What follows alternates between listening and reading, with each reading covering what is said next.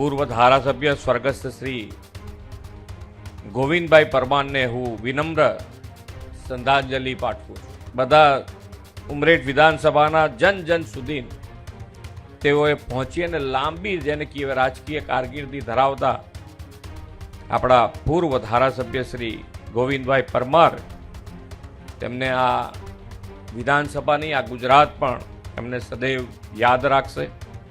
આ વિધાનસભાની જવાબદારી છે, એના માટે ભારતીય જનતા પાર્ટીએ એમના પુત્ર ઉપર કળશ ઢોળી અને આ જવાબદારી સોંપવાનું નક્કી કર્યું છે. માનીય ગોવિંદભાઈએ શરૂ કર્યા હશે તો શરૂ કરવાના બાકી હશે તો એમના પુત્ર થકી એ બધા જ કામો પૂર્ણ થાય એવા વિશ્વાસ તમને અપાવું છું. તો આપ સૌને એક વિનંતી કરવા માંગુ છું કે મારા પપ્પાની જગ્યાએ આપ સૌ બે હાથ ઉપર કરીને મને એવા આશીર્વાદ આપો કે જંગી બહુમતીથી આપણે જીતીએ અને આ વિસ્તારના લોકના બધા જેટલા પણ કામો છે આપણે પૂરા કરીએ. આખો વિડીયો જોતા પહેલા હજુ પણ અમારી ચેનલને સબસ્ક્રાઇબ નથી કરી તો યુટ્યુબ પર સબસ્ક્રાઇબ કરો અને ફેસબુક અને ઇન્સ્ટાગ્રામ પર ફોલો કરો.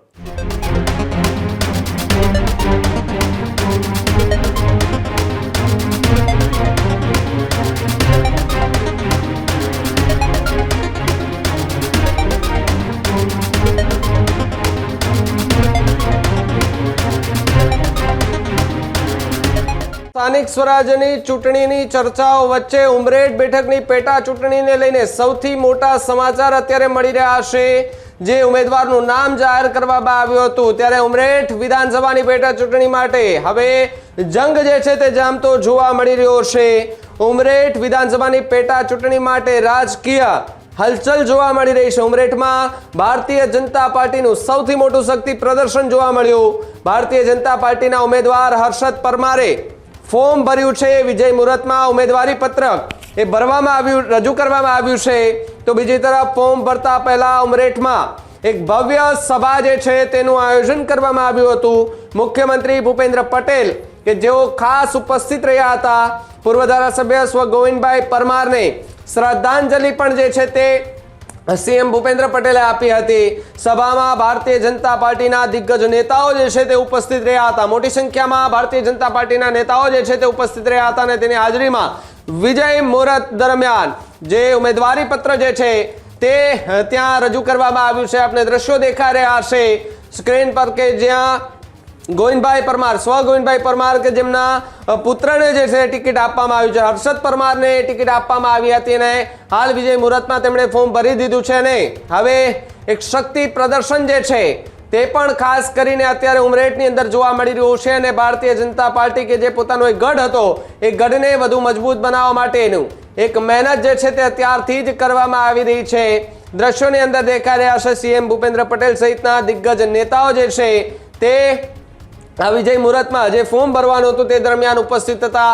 જનસભા જે છે તે સંબોધી હતી સીએમ ભૂપેન્દ્ર પટેલે અને આ સભા દરમિયાન કયા પ્રકારની ચર્ચાઓ અને કયા પ્રકારની વાત કરતા સીએમ ભૂપેન્દ્ર પટેલ જોવા મળ્યા હતા, સાંભળીએ એમને.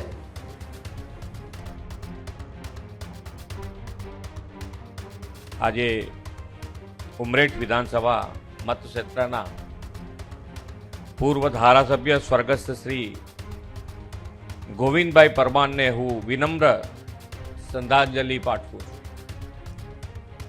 તેમણે આપણી વચ્ચેથી અણધારી વિદાય લીધી છે. પ્રભુ તેમના આત્માને શાંતિ અર્પે. ઉમરેઠ અને ઉમરેઠના વિધાનસભા વિસ્તારના કામો જે છે એ કામો અને એમને દરેક જણ જોડે આત્મીયતાથી જે એમનો વ્યવહાર છે, એમનો સ્વભાવ છે, એમનું વ્યક્તિત્વ છે, એ વ્યક્તિત્વથી બધાની સાથે વિનમ્ર ભાવથી બધા ઉમરેઠ વિધાનસભાના જન જન સુધી તેઓએ પહોંચી અને લાંબી જેને કહેવાય રાજકીય કારકિર્દી ધરાવતા આપણા પૂર્વ ધારાસભ્ય શ્રી ગોવિંદભાઈ પરમાર, તેમને આ વિધાનસભાની આ ગુજરાત પણ એમને સદૈવ યાદ રાખશે. અને એમના પછી આજે જે જવાબદારી છે, જનસેવાની જે જવાબદારી છે, આ વિધાનસભાની જવાબદારી છે, એના માટે ભારતીય જનતા પાર્ટીએ એમના પુત્ર ઉપર કળશ ઢોળી અને આ જવાબદારી સોંપવાનું નક્કી કર્યું છે. ત્યારે અને ભારતીય જનતા પાર્ટીનો જે વિશ્વાસ છે એ દિન પ્રતિદિન લોકોમાં વધતો જ ગયો છે. કારણ કે જેમ જેમ વિશ્વાસ લોકોએ મૂક્યો એ પ્રમાણે માનનીય વડાપ્રધાનશ્રીએ વિકાસથી એ વિશ્વાસને પરિપૂર્ણ કર્યો છે. જે પ્રમાણે અત્યારે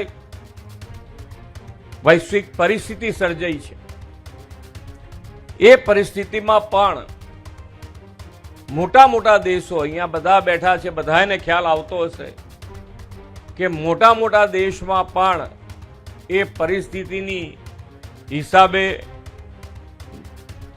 જે પરિસ્થિતિ ત્યાં સર્જાઈ છે, લોકોમાં જે ઉચાટ ઊભો થયો છે એમાંનું કંઈ પણ આજે ભારત દેશમાં નથી ને એને જો કોઈ મૂળમાં હોય તો એ આપણા બધાનો વિશ્વાસ અને વિશ્વાસવાળા નેતૃત્વ એટલે માનનીય વડાપ્રધાન શ્રી નરેન્દ્રભાઈ મોદી.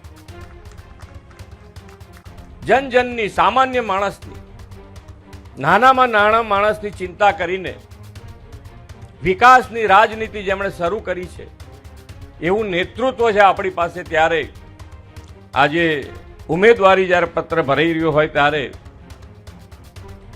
હું પણ આજે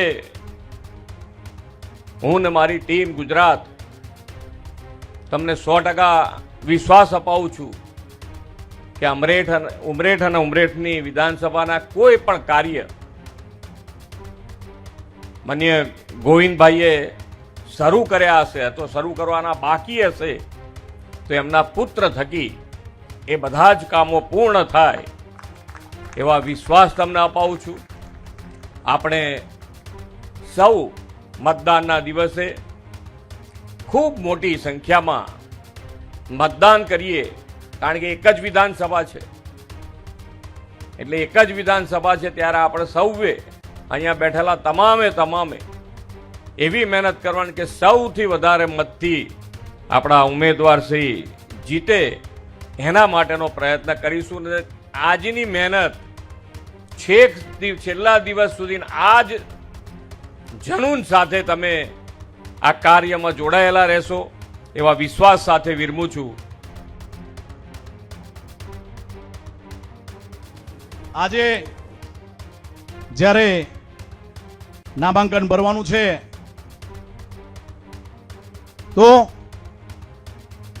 આજે પહેલી વાર બોલવાનું આટલું બધું થાય છે એટલે થોડું ઓડ લાગે છે, પણ એક આશા સાથે આપ સૌને એક વિનંતી કરું છું કે સ્વર્ગીય અમારા પિતા શ્રી ગોવિંદભાઈ પરમાર જે ધામ ગયા છે એમના વતી હું આ સ્ટેજ પર મંચ પર વિરાજમાન સૌ આગેવાનો, વડીલો, સૌ હોદ્દેદારો, પદાધિકારી અને આપ સૌ મારા પિતા સમાન, મારા બાપ સમાન જે આગેવાનો આગળ ભેગા થયા છો તો આપ સૌને એક વિનંતી કરવા માંગુ છું કે મારા પપ્પાની જગ્યાએ આપ સૌ બે હાથ ઉપર કરીને મને એવા આશીર્વાદ આપો કે જંગી બહુમતીથી આપણે જીતીએ અને આ વિસ્તારના લોકશાહીના બધા જેટલા પણ કામો છે આપણે પૂરા કરીએ.